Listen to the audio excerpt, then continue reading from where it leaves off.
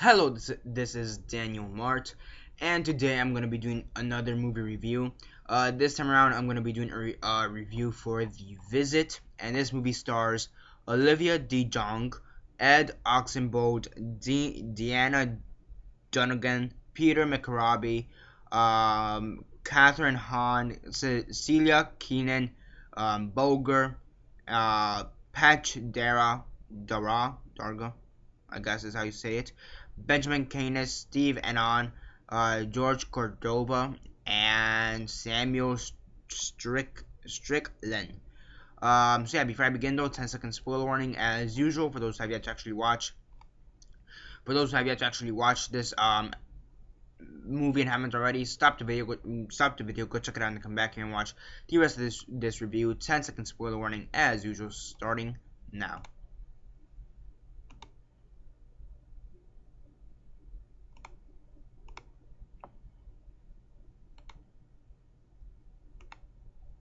Okay, so 10 seconds are up. So for those who have yet to actually watch this movie and haven't already, please don't comment down below or be messaging me. That never gave you a fair warning, because as usual I did. So yeah, this movie is supposed to be the return of M. Night Shyamalan, also known as M. Night Shyamalan Ding Dong. Yeah, keyword supposed. Holy shit. Okay, I know the majority of people love this movie. They say it's just as good as The Town. I mean, sorry, The Village. They say it's just as good as The Village. It's not that good. It's pretty. They say it's okay. It's good. The twist is all right. Whatever. Fuck it. I'm gonna get to that later on. So as usual, quick synopsis, X and this, and then the rate.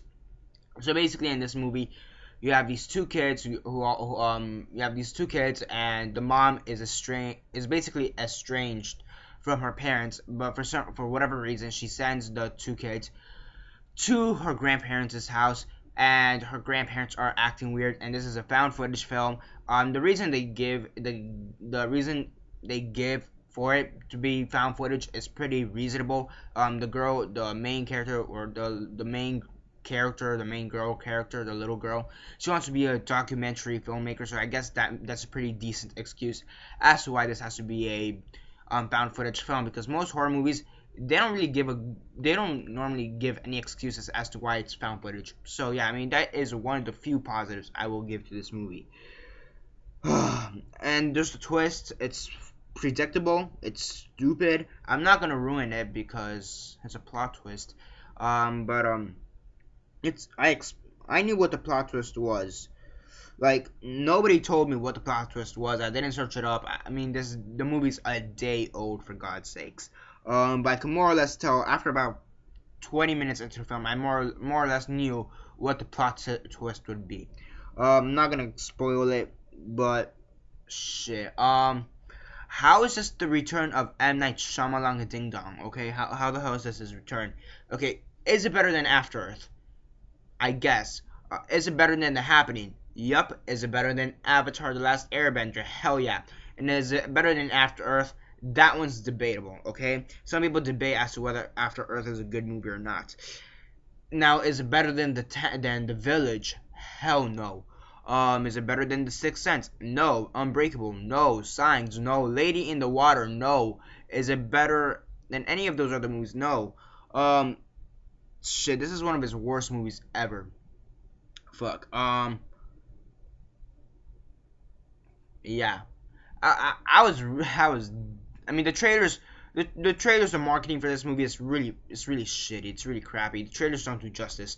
It's not a good movie to begin with, but the trailers are really bad to begin with.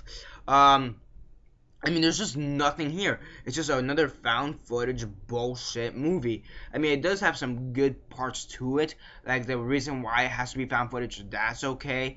There are some, and I'm using some sparingly. Like, there's maybe like 2 or 3 scenes where the horror aspect of the movie actually shines, or it's actually decent. But overall, this is more of a comedy than anything, and it is considered to be a horror comedy. But the way I see it, it's a full-on comedy with like 3 seconds of horror, with like 3 scenes of horror. It's overall just comedic. The kids, they were annoying. I wanted them to die. I wanted them to get raped and just die. Okay. And if you guys are wondering why get raped as well, if you guys watch the movie, you'll understand as to why I thought they were gonna get raped and then get killed off. But I thought they were just gonna get raped and died, or at least died at the very least. They didn't. The boy, he was annoying. He rapped or whatever. It was good like the first 2 or 3 times. It was funny, but after a while, it just got annoying. And then he started doing this thing where instead of cursing, he's gonna yell pop stars' names. Like instead of saying fuck, he's gonna say Shakira, or instead of shit, he's gonna do like Mariah Carey or something. That was stupid. I mean, it's illogical. I mean, the mom is estranged from her parents, and yet she's sending her children to go see their grandparents. I mean, in a sense, I guess it makes sense, but not really. Um, just it's wrong. It's weird. It's not a good movie. How is this the Return of Shyamalan? How is this the Return of Shyamalan? Okay. Now the script, it's okay. It's decent. It's okay. It doesn't make up for the bad acting. The children's okay. He okay. How is it possible that he got some good performances out of Abigail Breslin and Signs and Haley Joel Osment and fuck Sixth Sense? Yeah, he can't get any good performances out of these kids. They're okay at best. Their performances are okay at best. They're just annoying. They're just annoying.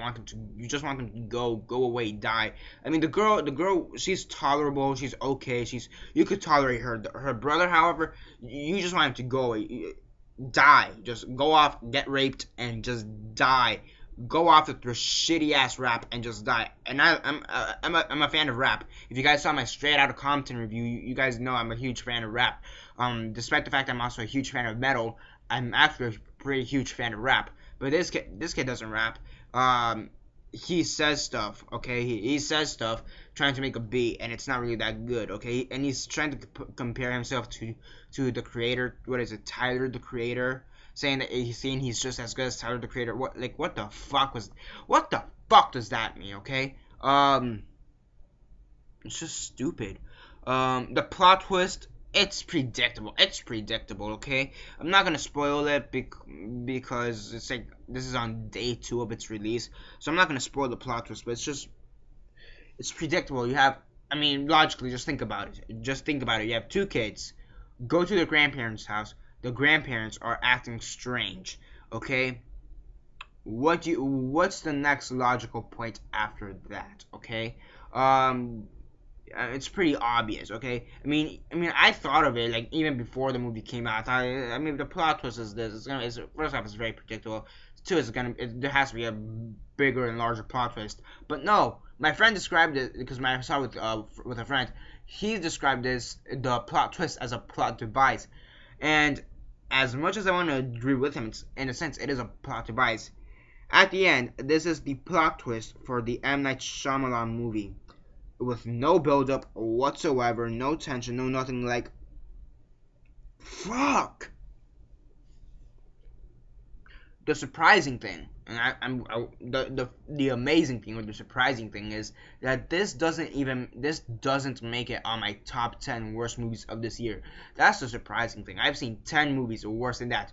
Hell, it's not even gonna make it into the honorable mentions, because somehow I've seen about 20 other movies that are way shitter than this piece of garbage, and this movie's a piece of garbage. So the fact that I saw about 15 to 20 other movies worse than this year is really saying something, okay?